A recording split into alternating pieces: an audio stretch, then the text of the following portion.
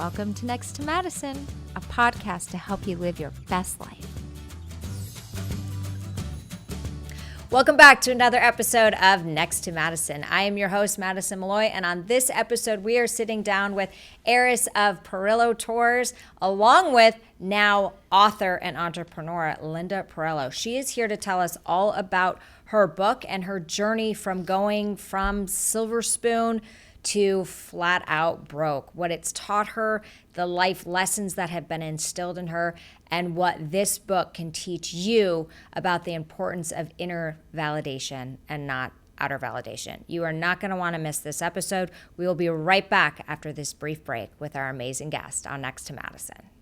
Hi, it's your host, Madison Malloy. For those of you who don't know, I've written and created a powerful collection of books to help you build confidence, shift your mindset, and attract the life you truly want. From Time to Lighten the F Up, to Affirm and Flourish, Color Your Way to Abundance, and more. These aren't just books, they're tools for transformation. Grab a copy now on Amazon or at madisonmalloy.com. Now back to the show. Okay, we are back with our amazing guest on this episode of Next to Madison. In studio, I've got the amazing author and heiress to Perillo Tours, Linda Perillo. How are you? I'm doing well, Madison. Thanks for having me today. I'm so excited to have you. You have such a unique, kind of heartbreaking, well, it is heartbreaking story, but I also feel like you have absolute resilience. So we can talk about the business a little bit later with the family stuff. But I want to get into your book. So you wrote a book called Your Payment Method Has Been Declined. And this is your memoir of your journey from going to heiress with a silver spoon and vacations to broke. Yeah. And this is, because usually it's rags to riches. You went from riches to rags. Right. And I think relative. So before you get into that, what made you want to publicly put this out there and write this book? That's a good question, right? Because, and I'm sorry if I interrupted you before, but broke is relative, right? And the reason is, and that's the launching pad for what I'm going to say, I have money that my father left. Unfortunately, he left it in the hands of people that wanted to control everything.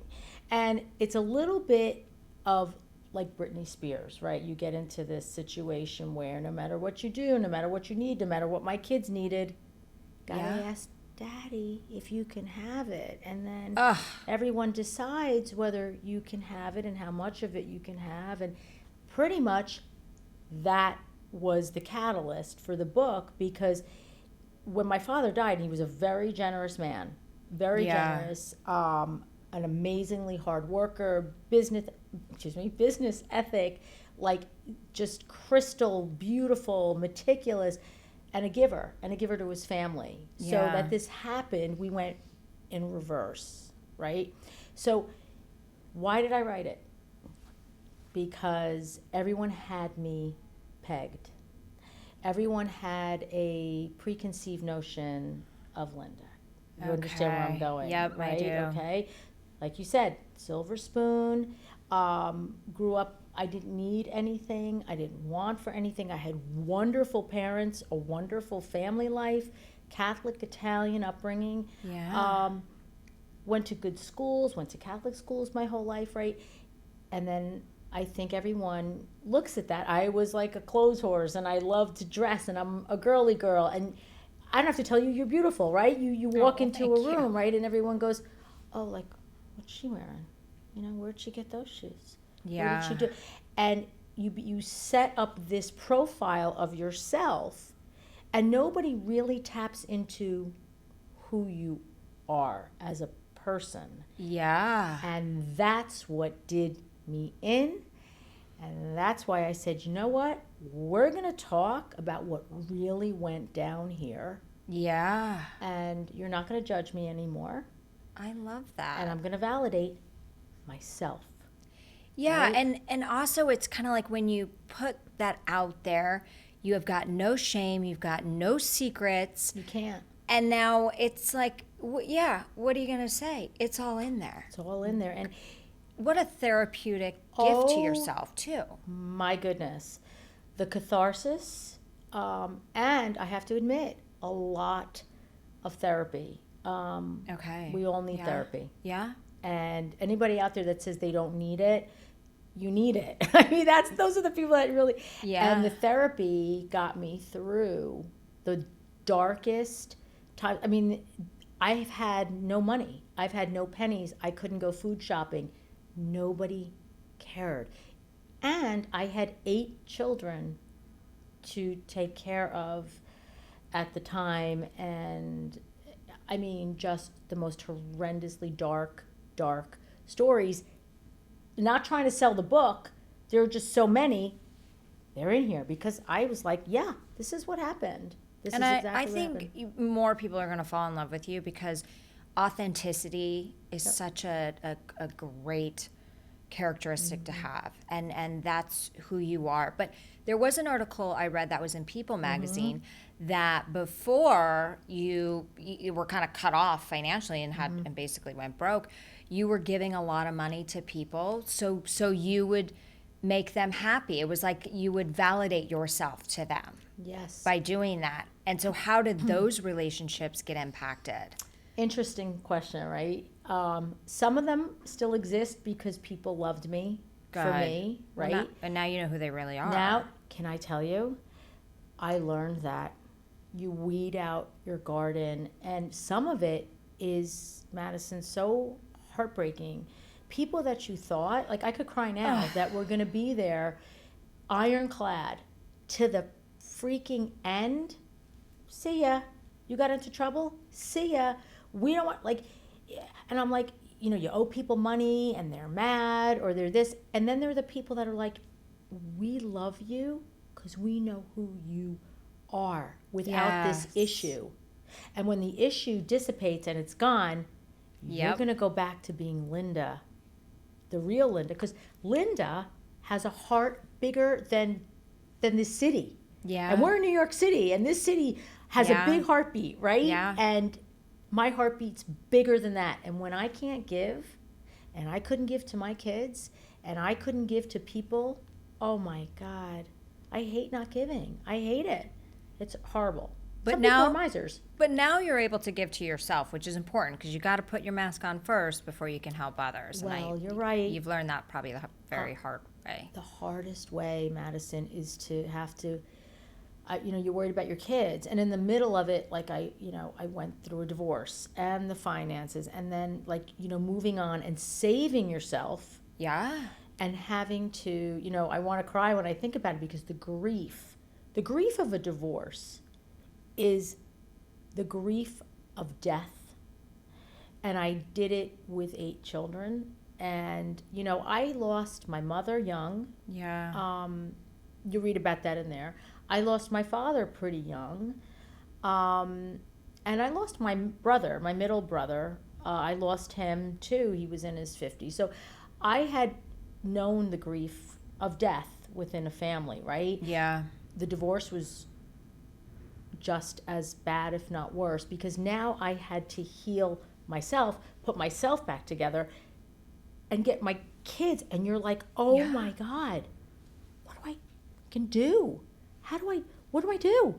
Right. You don't know what to do. You run because emotions control. Well, me, I'm just a histrionic Italian female, right? I love it.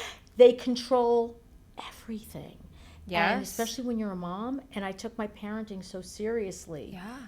To be disjointed from my children and disjointed from that family life was just the icing on the cake of this whole financial conundrum, right? So you had 2 marriages, 2 divorces. Are all 8 kids from the same? I had 2 early. Okay, young. and then the My 2 other oldest 6. and then 6, yeah. Mm-hmm. Okay, so did you marry obviously not wealthy?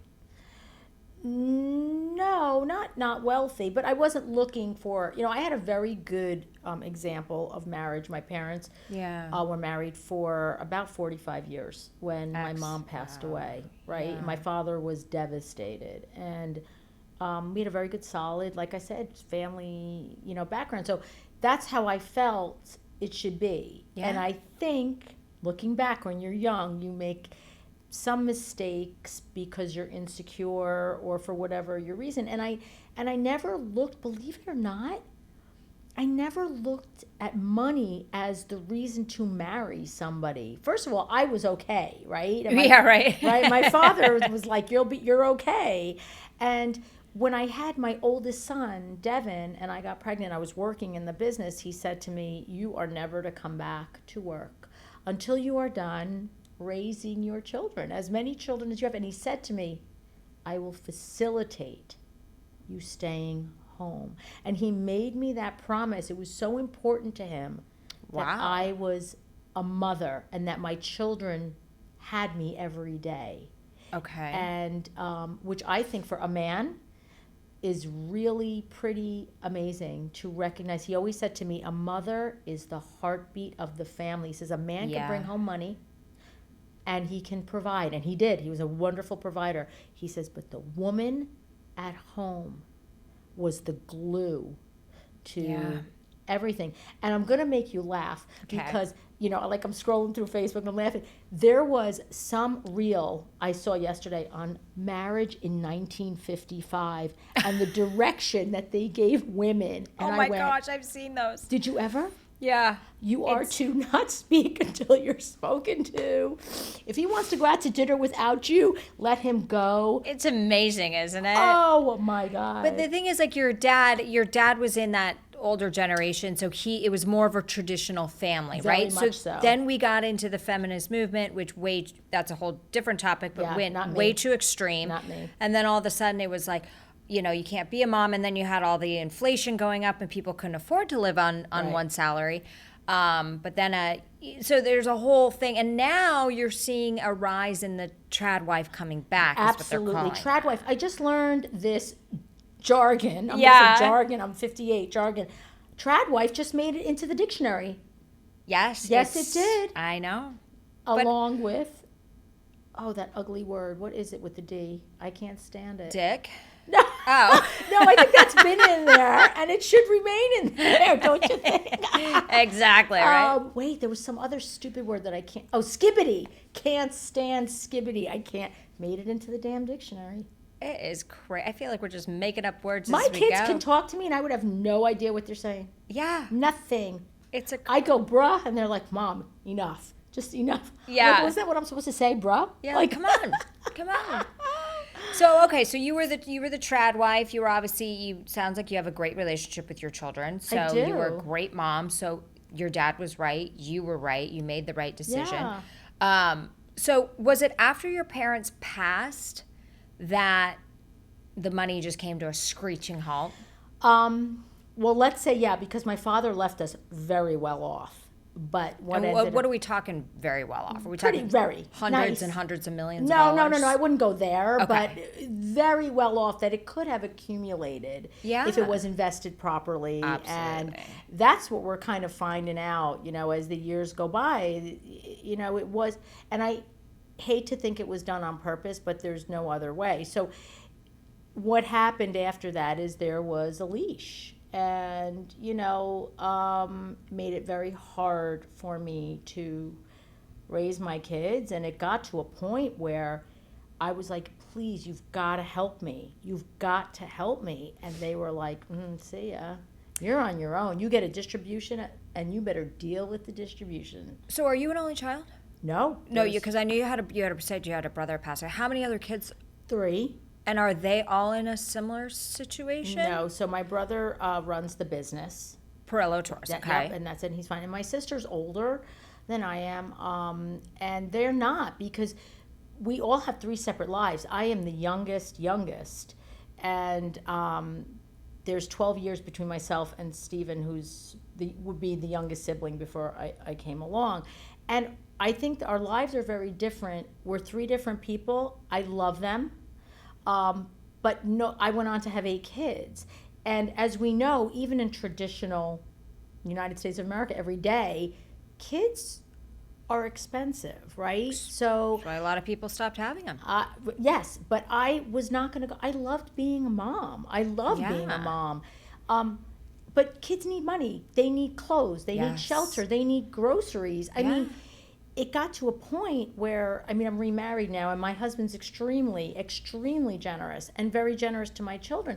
But it got to a point where my son's like, Mom, what am I taking for lunch? Like, and my husband said, I cannot allow this. I cannot allow this. He's like, I got to do something for your kids. Like, so he started like ordering, making sure that they had lunch and this.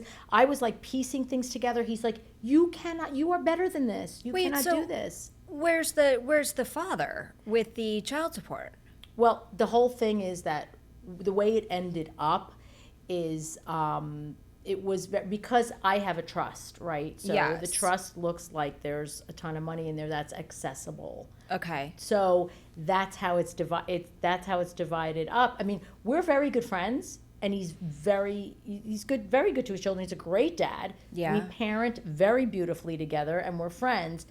But the thing is that I've always been the one to take care of everybody because of what my father left. Does that make sense to you? Yes. Right? I didn't have to go out and look for that millionaire. Like, I married for love and partnership, and but money puts a strain, as we know, on everything, right? Well, they actually said that that's the number one fight that causes couples to break up. It's first money. Yeah, and then obviously it's lack of blowjobs after that. That's exactly. Yeah.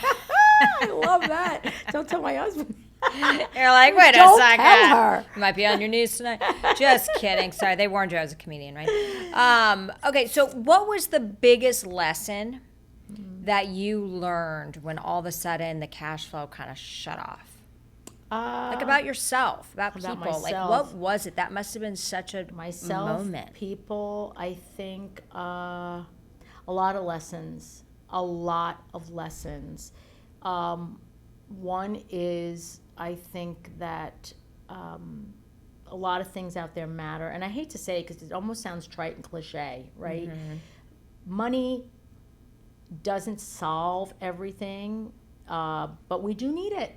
And it's very nice to have it, because I will tell you, 98% of my problems today would be solved with money, right? I mean, I think that's a lot of people. Yes. However, I also learned what it's like to be without, and what life must be like for somebody who does, like my father, worked from the ground up, right? Hardworking. My husband is a contractor, blue collar, works every single day to the bone, up, out the door, work ethic like nobody else. I was never in that position, right? So I started realizing, oh my God, the value. Oh, that's a good one. It's true. People take advantage that you don't understand the value. You're there. Yes, until you're there. And that's why you have a lot of trust fund kids that do get access to all their money, and they go through life very differently. Very. And they're not the nicest humans sometimes. Not all of them, but from what I've seen, that they can be lazy, they can be entitled, they can be, I think there's such a gift in the struggle. We don't learn when everything's great. We learn oh my goodness, when it's a struggle. And, I'm somebody who obviously hasn't crushed it big yet with my millions and millions. Well, you will. But yeah, exactly. I feel it. Things are going well. But there was points starting in my career where I was on Medicaid because that's all I could afford, or without insurance, and I still had such great friends around me. And there were some that left, but you realize like who those people truly are. And I have some family members that I think, I'm not even going to mention names. It's so sad, where it's like, I know that they would respect me with 2 more zeros behind my net worth. Well, people are like that, yeah. They are like that. But that is their issue, and something my heart breaks for them that they think that way. And let me tell you something. I don't need their respect. I don't need their validation. Right. I don't want anyone's validation except mine and God. And you know what? That's it. That's a beautiful thing, and I'll tell you why, Madison, because that means you have the gift, and you've learned about yourself, and you've learned about others. Yeah. Some people go through life and don't learn. Yeah. I've learned. I'm 58 years old. I am not the person that I was by any stretch 5 years ago, right? Yeah. But we learn, I hate to say this, we learn the most through pain. And we learn through resilience and recovery, because there's something in there. Like I couldn't let myself, I thought I was really very close to committing suicide. I was very, for sure, going to have a breakdown. When my marriage failed and I moved out of Bergen County and I picked up like a lunatic, and I moved to Morris County, I'm like, I'm out of my mind. But I had to save myself. I had to save myself before I could ever be good to my kids again. I mean, you go through this thing of like, I'm fucking nuts. Okay, today's the day. But what was that Today's moment? the I mean, day. how far were you down that path? Did you have a plan of how to execute it? Oh, I was, thank God for my therapist, June, who has known me for almost 30 years.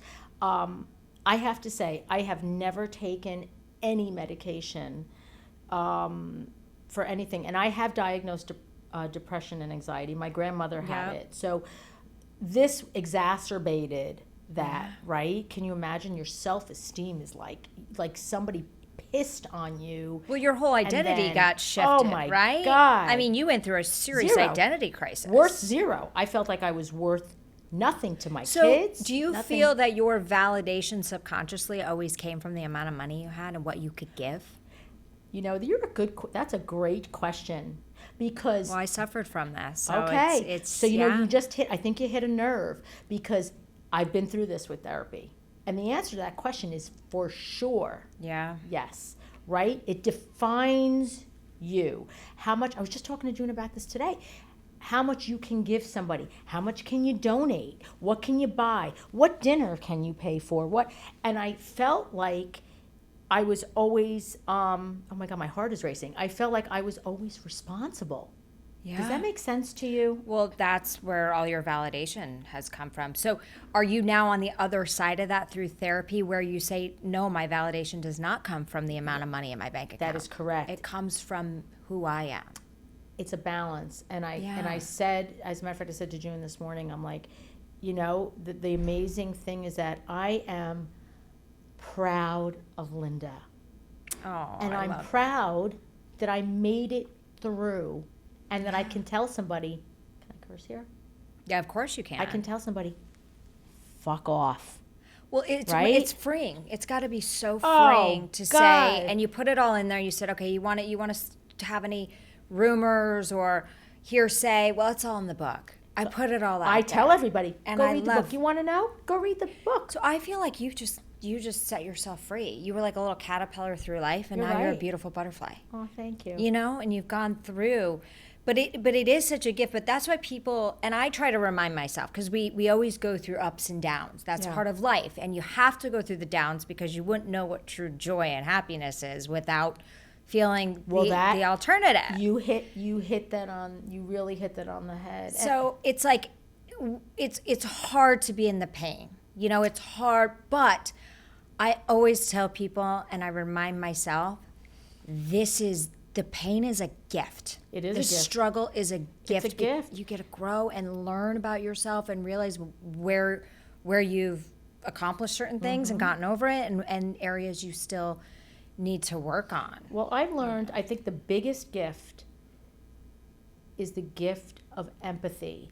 And I Yes. tell my kids, it's not about sympathy, right? As we grow up Catholic, it becomes sympathy. You have to be sympathetic. Empathy, and being empathetic to someone where you can say, here are my ears. I have no idea what you're going through, because this situation to you, I'm just making this up, whoever's telling me something, Right. is foreign to me. But I'm here to offer you support, to listen. And in the end, you always say, how can I help Yes. you? And those are the people that remained in my life and said, some woman just said to me recently, she's like, I trust you. Because you start to feel untrustworthy, right? Like you can't pay a bill, or you can't pay somebody back that has lent you money. And a friend said to me recently, but I trust you and I know who you are. And that is empathy, right? How can I Yeah. help you with your struggle? Yeah. And that was the most beautiful gift I had. And I became a better listener, a better friend. I'd like to think a better mother. My daughter's here. Yeah. Because we're always learning how to parent as well. I mean, that is one of the hardest, most beautiful, awesome jobs I've been given. Yeah. But we're not perfect either. And I No. hope that my children learned from my struggle, too, so that they don't either repeat, right? Yes. And they learn about a parent's love, which to me is when you have a parent's love, there's nothing like that in the world. And listen, Ugh. I did my share. Oh my God, I did my share of But shit. it's trying to get just myself beautiful. together. But you probably in circles you've ran in or still being in, exposed to New York City, there is a lot of people that are living outside their means regardless My God. because they're trapped in this materialistic mindset where they are looking for that validation. If people think I'm rich, if people think I'm successful, Oh my goodness. I will be validated, and you can't identify who it is. And once you have that gift of, I don't give a shit what anyone thinks about me, and I don't care, Beautiful. and I'll shop at Walmart if I want. As I long love as it Walmart. Looks good. Walmart. Yes! I love Walmart. Walmart. I love We love you. Walmart. Please endorse this podcast. Please endorse it. I order water from you every day. Isn't it just the most freeing? And then, when you go out in the city and you still see people who are all about the name brands, all about the bags. Oh my God. And it's like, for me, it's like, that's great. Hopefully you can't afford it, or you have a nice boyfriend or husband or whatever. Yeah. But, or guys, hopefully you're okay. But it's like, what a gift that you don't have the need to try to impress people. Not anymore. You don't even like. Half these people you're trying to impress, you don't even like them. My resilience, you're right. And I feel like my resilience should impress people more than any item of clothing. Like, this is Shein, man. I'm all about Shein. It's funny. I just looked on their website today. I always saw their I stuff, and I love saw this them. top, and I'm like, maybe I should go Oh, on it's there. such. My husband's like, please. He goes, that's such Shein shit. It's plastic. I can do better for you. I'm like, Pat, listen to me. I have resorted to this, and I can do it, and I can pull it off at work.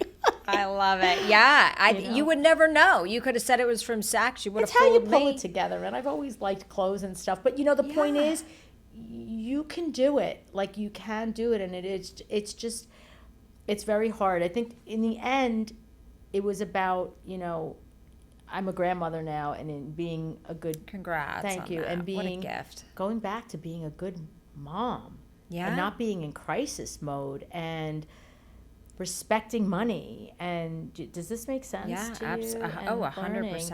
And I have to tap into something you just said about labels and all that stuff. My kids and they did. They all went to private Catholic schools. My father wanted them to, and he left funds for them, tuition and stuff Great, like that. okay. So it's not like, oh, gee, where did your pennies go? You sent them, Yeah. My father was very specific about education. My daughter, my youngest daughter's 15, and she's not, we were just talking about her, Valentina and I, she's not the girly girl. She's artsy, she's quiet, she's a little bit of an introvert, and she goes to a private Catholic school. Okay. And she notices, she comes home, she's like, Mom, these girls, they all, who's got the $600 pair of sneakers, who's got this? And it annoys me now more than anything that this is what they're learning, but this is who my kids are surrounded with.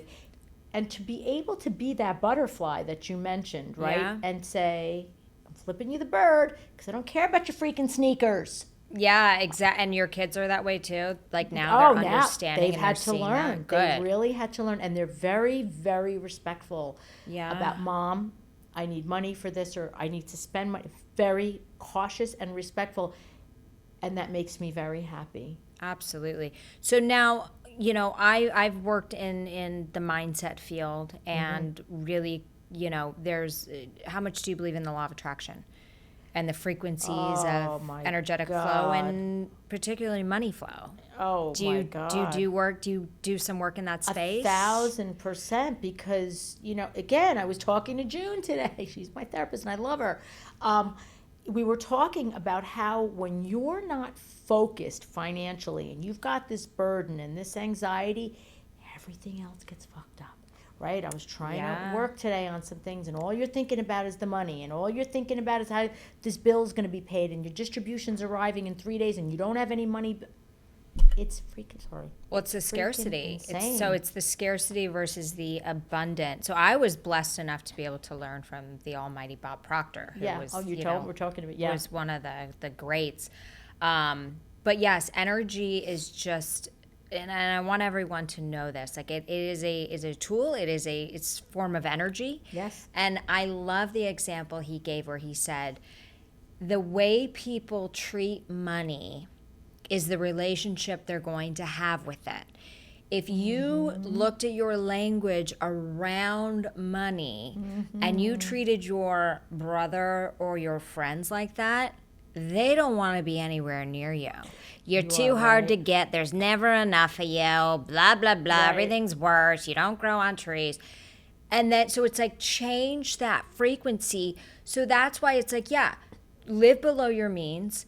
Invest it properly. Well, that's it. You have to invest. We've got without some other doubt. things going on where, trust me, I'll say some prayers for you, but I'm going to send you with some mantras too to Do it. I hopefully love we it. can I get love some my new prayers. trustees and some new, but just really like that visualization, because you got to step out. And I feel like you're doing it, but like we as a society are so automatically programmed to be in this scarcity mindset, and nothing happens there. All that happens there is more bills, more fear, more problems. Where when you're in the abundant mindset, which is, it's the old saying, and the proof of that is how easy it is to find a better paying job when you have a job. Well, it's manifesting. Right? Ex- Isn't it like my? That's exactly I right. have a So it daughter applies that talks to all about manifesting. Ava. it Talks all about applies, yeah, it manifesting. applies to everything. So I'm wondering if you've like dove into that a lot with really kind of, and catching yourself too. Catching yourself is huge. Is huge, yeah. Yes. Because it's like that flow. You don't want to shut off that flow. Like, it's an impactful story. You never want to, but always know that like it's a constant flow. You know? Totally. And I want to tap into that. I have to extend the thought because you had asked me before about learning, right? And Yeah. one of the things that I've learned, and we're talking about people and what you give off, right? The mindset. One thing I have found that is so freaking important, and it's not just about your mate, love language and acceptance and not, it's never, and I tell my kids now, it's not equal, right? Relationships are not equal. There's the equivalent, but the equivalent may be down the road. You do something today, and your person or your mom or your dad, my husband, gives back maybe tomorrow, maybe 3 weeks from now. Yeah. In their way, and not saying, well, they didn't give me the Gucci bag or the shoes, or we didn't go out for that, that filet mignon and lobster tail. But maybe they do other things. Does that make sense to you? Like, Well, yeah. I mean, that's the whole, right. the Some people are not givers, material comparison, givers. but also you can't look at the comparison. I mean, it is so crazy. Obviously, social media, there's a lot of blessings in it, but there's also I a can't big take downside. It. Sometimes I can't take it. Right, where Yeah. people are just flashing like, oh, look what my person did for me, or look what I I have, and can't then say you it. go That's into what I'm talking about. they go into the comparison. I mean, luckily you and I are way past that.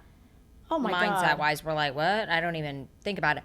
But you can see how people that aren't there yet Oh my God. Immature thinking. can really struggle with this, Yeah. and probably ruin a great relationship because they're comparing themselves to somebody on TikTok that just got Stop me a private right jet now. ride Okay, to and? wherever, I'm like, happy I could afford the Uber. I mean, really, you know what it is? It's a lot of emotional immaturity, and it's insecurity too, right? that's This is what I primarily need us. to show people. I said the other day, I need somebody on television or somebody on a YouTube video whose house is a freaking mess, who has crumbs on the counter Yeah. from their children. Stop cleaning up before you do a video for everyone to see. Stop. This is not reality. I know. People Exactly. Mess in their homes, clutter in their homes. The kid made a mess. The kid's got a dirty shirt on. Stop. Yeah. Stop. I said, Real Housewife in New Jersey, meet me when I'm going out boxing at 4:30, 4:45 in the morning with no makeup on. Yeah, that's the stuff that people want to see. But that's why I think you're seeing a rise in those types of influencers. They're not the hottest. They're not, but they're real. They're authentic, I which is want exactly what you've put through that book. You got, like, I'm telling you, the stories in here will blow your mind. Hold up the book so people can see it. So it's Where are called we Your going with this? Payment Method. Are there? Your payment method has been declined. And it has many times. Yeah. I mean, Unfortunately. I think it's a great read for anyone who's either struggling financially, maybe going through a similar thing, or even, I think personally, based on what I'm starting to hear, I think it'd be a great read for a teenager to understand value, maybe, or is there... I think it's more, if I had to pick my target audience, I think women, married women especially, that would understand, because I do talk about all my births, all 8 births, all 8 of my children. So 18 plus. They each have their own section. Yeah. And what it was like to parent them young, and how they all come with a personality. I'm sorry, there's things that are just hardwired in, Madison, you know this, right? That you will never change. Absolutely. And comings and goings and stories even about them growing up, interwoven with the money issues.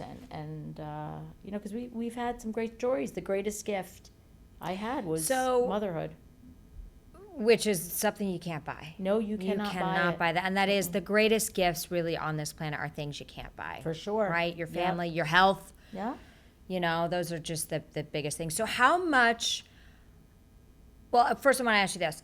What do you think today, looking back, was the greatest lesson that your father instilled in you besides motherhood? But now I know, right? I know, and I think it was hard freaking work.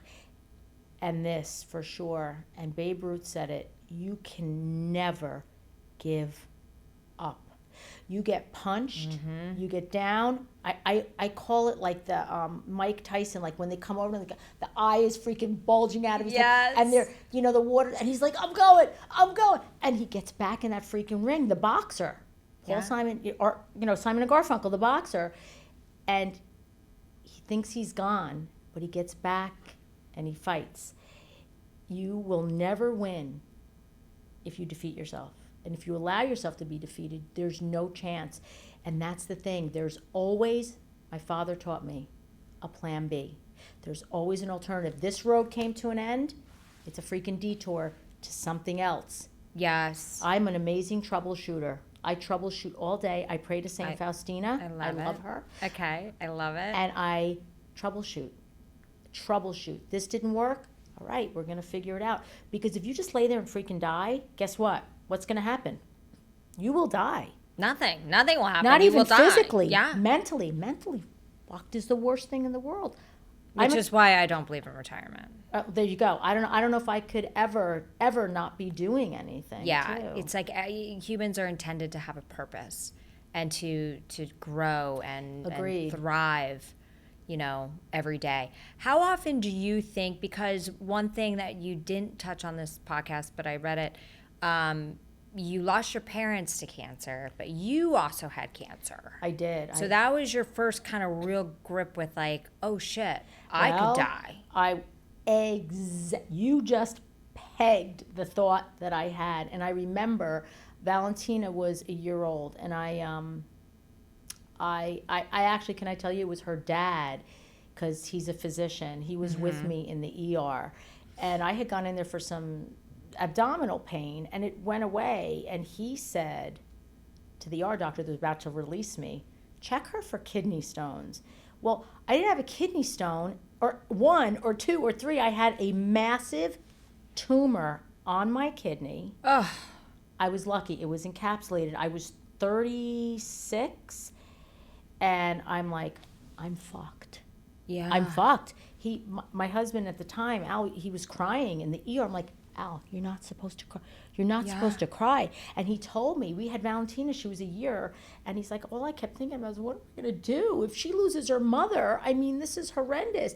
And I said, at that moment, it was like an out-of-body experience. This doctor was like, Dr. Tudball, I called him, from the Caribbean. Remember Carol Burnett show? Remember Mr. Tudball? Yes. He reminded me of Mr. Tudball. He was just kind of wheeling himself around the ER. He was a very nervous guy. And he said to me, chemo, you need chemo. And I'm like, All right. I said, whatever it takes for me to be around. I had 3 children at the time. That's what I'm going to do. Wow. But can I tell you, you tap into your immortality. And Madison, there is nothing like that. And there are days that I go, oh, I'm so pissed off. My fucking bills paid. The Easy Pass. And I hear God going, yo, do you remember January 24th, 2004? Yeah, we're not going back there. You're going to get over this today. And it made me realize every day, as hard as they are, I'm lucky to be here and to be alive. Yes. And well, if you woke up, I always say, people, if you woke up, if God woke you up, oh my God, there's a you reason. have a purpose. Thank you. So you have to keep going no matter how much of a struggle or how great it is. I mean, it's the ebbs and the flows of beyond, right? Of life. And I had 5 more children after that. 5 I know. 5 more children after that tumor. Yeah. God was like, I don't think so. You ain't going anywhere. You need to bring more of my kids into the world. You have to do it. And that was my victory. Like I did it. I did it. I did it. Well, it's amazing. There's so much more that obviously we don't have time to cover on this podcast. So hold up the book again and tell everyone where they can get the book, where they can find you, follow you, learn more about your story, all that good stuff. So my website is theotherwoman.shop. So I'm always, because I wanted to start I'm trying to start a business of shopping for your significant other. Love it. Because most people don't know what to get their significant other. Yeah. Call Linda or email Linda. So that's theotherwoman.shop. You can get my book there as well. Also, I'm on Amazon, but you have to go into books and then put in Linda Perillo, and then you can get a copy of the book. And I'm telling you, there are some stories in here that your head will spin. And I didn't even discuss half of them because you got to get the book. Yes, you guys. So go get the book, and I appreciate you being so vulnerable with your life and writing this book and coming on the show to tell us all about that. Candy coding things and euphemisms. You know what, Madison? They do you no good. They do you no good. Yeah. And let's. What's the one last thing before we go that you want a message you want to pass on to the audience? No matter what your situation is, don't give up. Pray. Yeah. Faith. Because what you're asking for at that moment may be answered in another way, long way down the road. God hears you. I promise you. It sounds hokey. I'm not an evangelical. I'm a Catholic. But he hears everything. And I guarantee that. Remember, faith is a gift. Not everybody has it. Faith is a gift, and you have been a gift on the show today. Well, thank you, and you're a gift. I love meeting you. Yes, absolutely. So you guys go check out Linda Perillo. Buy her book, Your Payment Method Has Been Declined, and also theotherwoman.shop. That is correct. So go check her out, follow her. What's your Instagram social handles too, where they can follow you? Linda Perillo, I think, and then on Facebook, Linda Perillo Kalinda. Okay, perfect. Well, you'll find her. You'll find Just Google her. There's a lot of great stuff out there. So, all right, and thank you to everyone who has tuned in to another episode of Next to Madison. We couldn't do it without you, and we'll see you next time to find out who's next. Hey, your host here, Madison Malloy. Please make sure to subscribe to the show on all podcast platforms, and please rate and review us on iTunes and Spotify. Also, if you have any questions or comments, you can email us at contact@nexttomadison.com. I thank you again for listening. Bye.